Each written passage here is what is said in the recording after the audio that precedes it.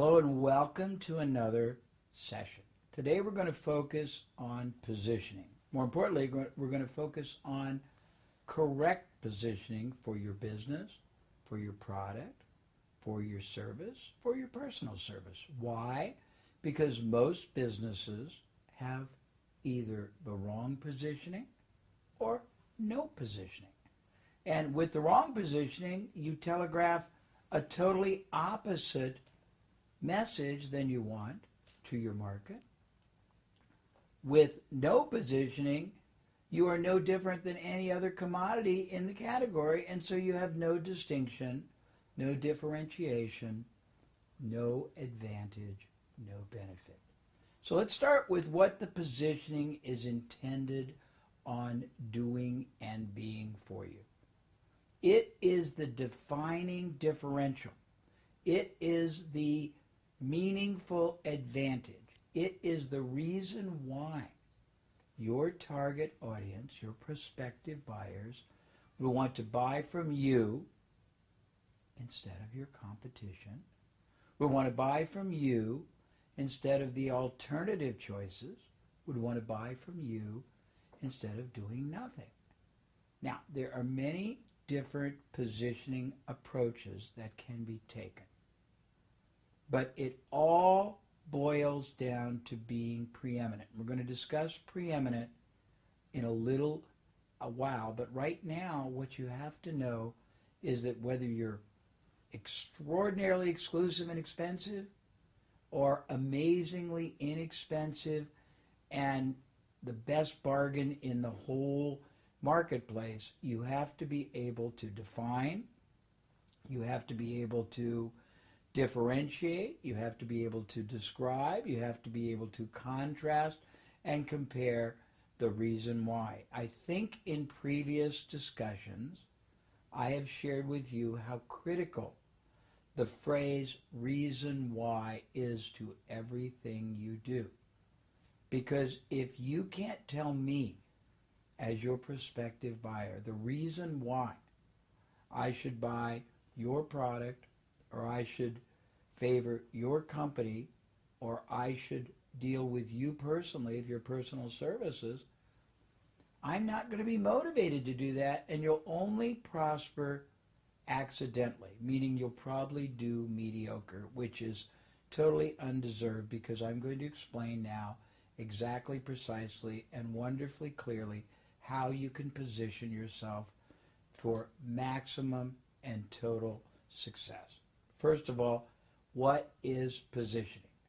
Positioning is the totally integrated message that you send out and that your product and your people and your business conveys and communicates to the market. It is not just a bunch of words. It is a way of being, and you have to decide, what are you intended or designed to be to the market? Because until you know what you are and what perception you want them to gain and what fulfillment of that perception you want to be able to project and deliver, you can't create a positioning. So we start by saying what you are and what you are not. You have to do what I call a self-reality check. You look at your business as it either is if it's operating, or as it should be once it is operating and successful. You decide very clearly who is the market you are going to serve and who is not. It's equally important to know who you don't want or who you're not going to serve, because you can't be all things to all people. When you try to do that, you dilute and water down your message, and a watered down message is a non-effective message. So decide first, who do you want to be reaching? Now you've got to say why, and there's got to be congruency. If you want the elite people, but your product isn't right for them, just because you want them doesn't mean you can fulfill their perception. If you want middle market and you want to be the best value in the middle price, you've got to be able to understand who you're targeting, and then you've got to have what's called message to market. Your message has to convey to the right market the value you represent, the benefit they will gain from dealing with you, the advantage you represent and will provide above and beyond other choices. Now, the good news here is what I'm getting into here and what I'm explaining are universal principles. It doesn't matter if you're going to be very elite and be selling a very high-priced product or service, or you're going to, whether you're selling Rolls Royces or whether you're selling entry-level Toyotas. You figure out the market you're serving, and then you figure out how, why, and make sure that you can. So it's that your business can deliver on whatever positioning promise you decide to stand by. So once you figure out, I want this market, and I want them to see my business as representing this advantage, and advantage is very relative. By that I mean you could be a very modestly priced product or service and have great advantage over no extra options. It's a very simple product. You can manufacture it more cost effectively, but you have to be able to have me as the buyer see before I will seize whatever you are offering. They have to see what it is that makes your company, I say, product, service, or you as a person, because if you're a personal service provider, you are the product and service. So positioning, it entails or represents a combination of things. First of all, the value proposition that you build your entire business upon, or whatever product or service you've got. You can have multiple positions for multiple products, services, or businesses, but you have to have one position for whatever product, service, business, or professional service you're selling. And that position has to be very clear. For example, my position was always, when I started, I basically find overlooked assets, hidden opportunities, underperforming activities, underutilized profit sources within and outside a company. I turn them into windfall and then ongoing revenue, and I only get paid out of the results and the windfall profits I produce. It was a very, very, very, very compelling proposition against people who wanted to be paid big fees and didn't have any promise. I promised to deliver on a desired outcome, which to my clients was more profits, newfound profits, windfall profits.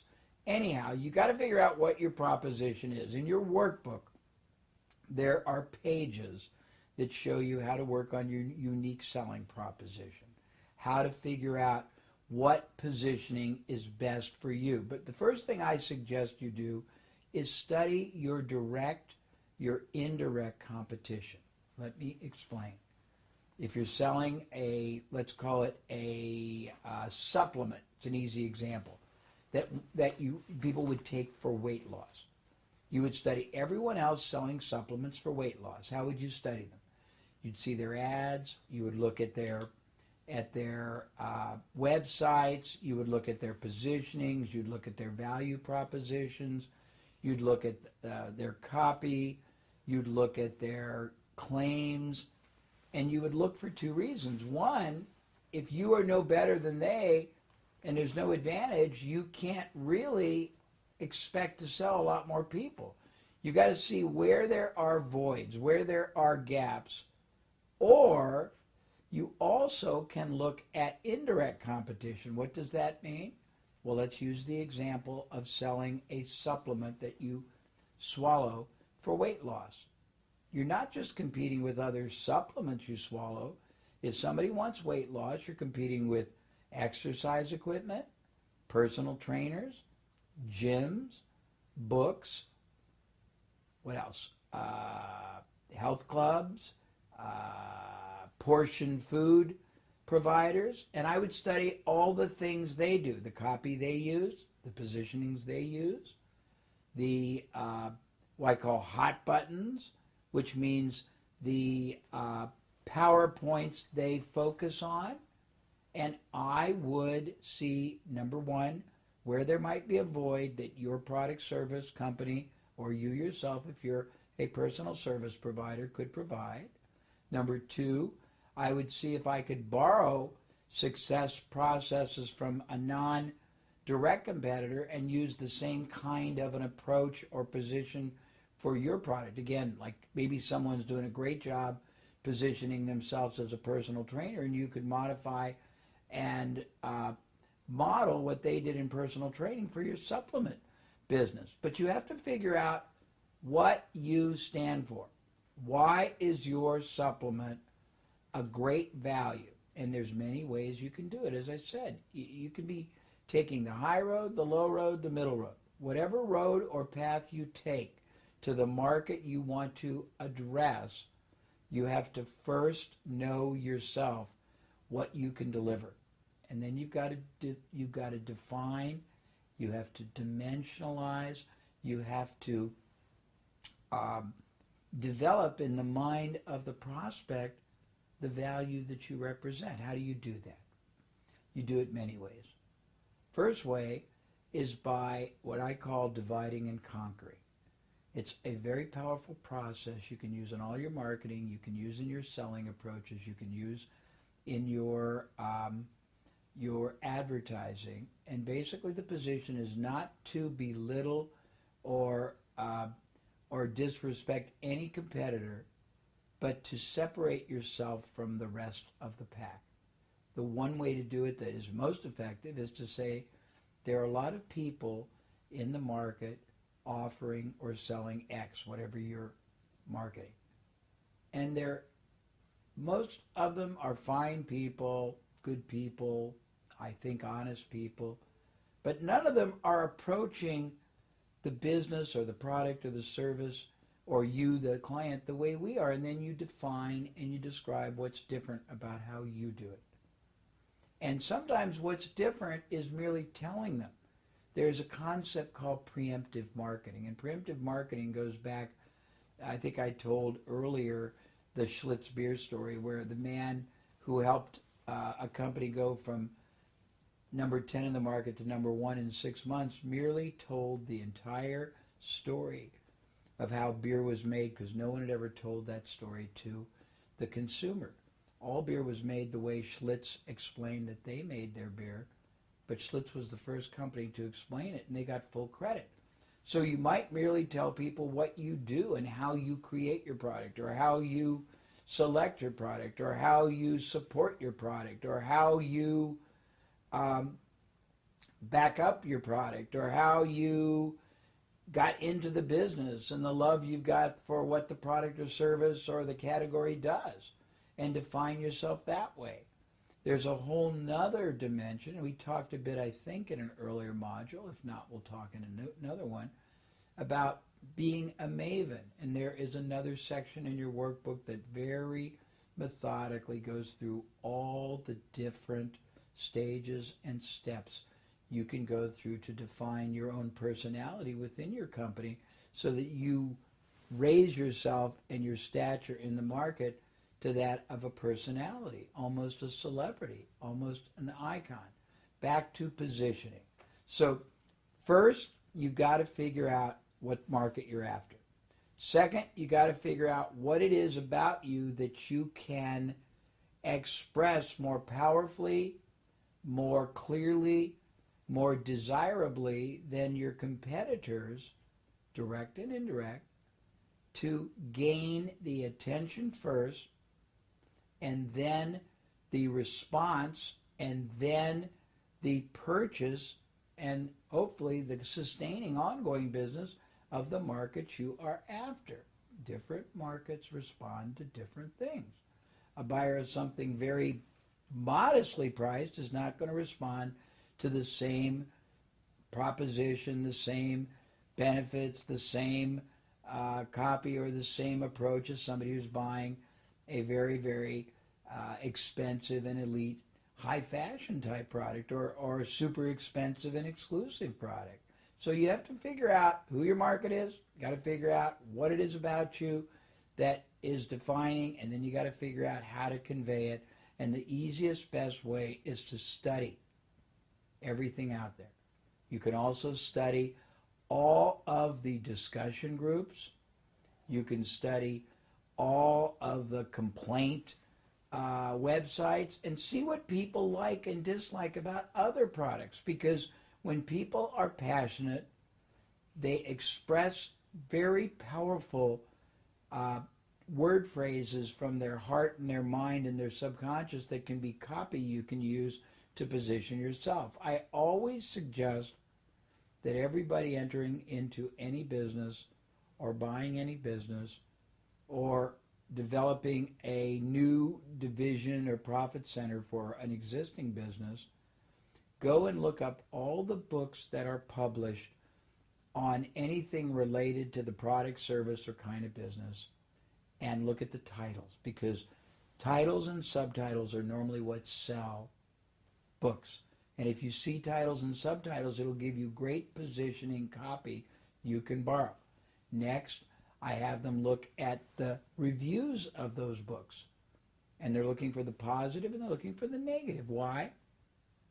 Because when people are exhilarated and happy and got a lot out of it, they say things that are very powerful that can be used in your copy for saying it about your product or service. When they're angry or dissatisfied or disappointed, they say things also that are very powerful, and you can use both. You can say, we created this product or our company because we knew people wanted this, and you say all the good things people say about what they got. This can be copy from books, copy from the discussion, copy about people that loved or hated somebody else's product or service or a related product or service. But it gives you language, it gives you copy, it gives you a way to speak directly and precisely to the heart and the soul and the mind and the mindset of the market you're after. So once you come up with the positioning, then you have to incorporate it in all of your integrative activities. That means your marketing. That means the way you conduct yourself interactively, whether they're salespeople, whether they're telephone people, whether they're salespeople in a retail store, whether they're clerks behind a counter or servers in a restaurant at a table. You have to be congruent with whatever your positioning is. All of your messaging has to be in alignment. Your conduct has to be in alignment. If you promise an exhilarating and a redefining, just wondrous experience, and they come to your company or they come to your restaurant or they come to your service company and they have a terrible experience because no one is respectful, everyone is different, there's not any uniform vision or business culture that is driving it, it will fail. So positioning is not just a abstract word. Positioning is a thread that runs throughout everything you do. So once you figure what your positioning is, you have to be fanatical about making sure all your conduct, communication, and consideration of everyone you deal with is congruent with that. And that means your ads have to say that. The way you deliver on your promise has to be consistent. The way your people communicate and deal with their audience, the market, their prospects has to be congruent. Everything has to be congruent. And when you do that, you stand out. And it doesn't matter whether you're selling something inexpensive, something very expensive, selling the masses, selling the same thing as everybody else. If you're selling the same thing as everybody else, you've got to make the company, you've got to make yourself the hero of the audience, because if not, you have no advantage. If you're selling something unique that you created, you've got to make the fact that you went to great efforts to create something superior or something more economical. But whatever it is, you've got to be able, it all boils down to the story you're telling. All of life is a theater. And we're all actors, whether we know it or not. And we're telling stories, not fake stories, but we're telling stories that are a continuation in our lives, in our business lives. And the story you tell is the story you sell, and it's the story that you support, and it becomes the story of your business life. So I'm going to stop there and give you a moment to reflect on this. And I'm going to suggest that you go to your workbook and you quickly, right now, and then when we're done with the total session, you spend more time, but you review unique selling proposition.